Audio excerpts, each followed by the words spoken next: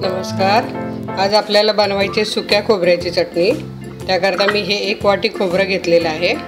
हे 15-20 लसूण पाकळ्या घेतलेल्या आहे सोलून। 1 चमचा मिरची पावडर घेतलेली आहे।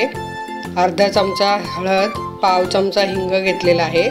जिरा पावडर घेतलेली आहे मी अर्धा चमचा आणि 1 चमचा धन्याची पावडर घेतलेली आहे। आता आपल्याला आधी खोबरं कापून घ्यायचं आहे।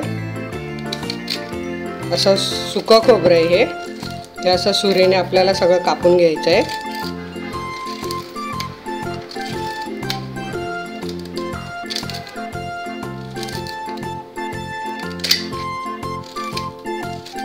असं आपण सगळं कापून घेऊया। हे बघा आपलं खोबरं कापून झालेलं आहे। त्यात चवीप्रमाणे मीठ घालायचं आहे, साधारण 1 चमचा मीठ आहे। आता आपण हे मिक्सरच्या भांड्यात टाकून घेऊया। पण मिक्सरच्या भांड्यात कसं टाकायचं ते मी तुम्हाला दाखवते।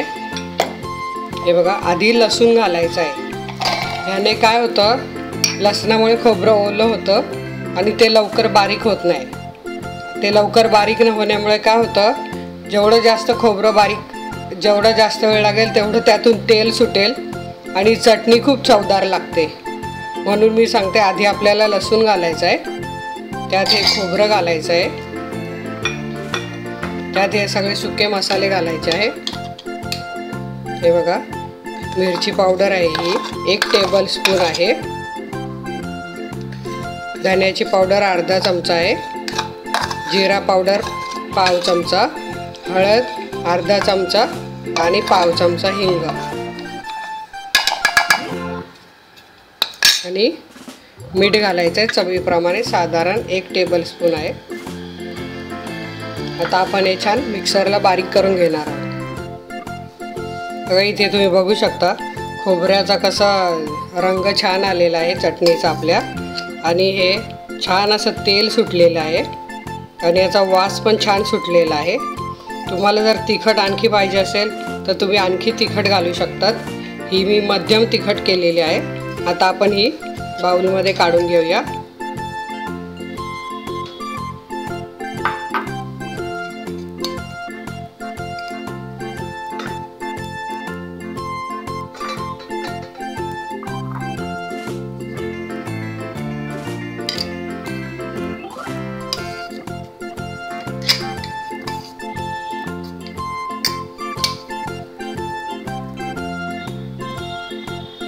हे बघा ही चटणी आपली एकदम सुंदर झालेली आहे। याचा वास तर खूप छान सुटलेला आहे, खोबऱ्याचं तेल पण सुटलेलं आहे आणि ही खूप चवदार झालेली आहे।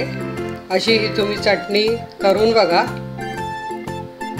ही तुम्ही चपाती बरोबर, भाकरी बरोबर किंवा बटाटे वड्याबरोबर कशाबरोबरही खाऊ शकतात।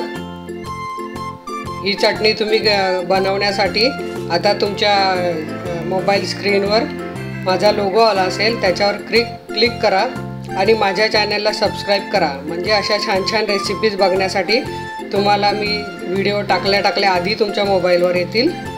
हा माझा व्हिडिओ बघितल्याबद्दल धन्यवाद।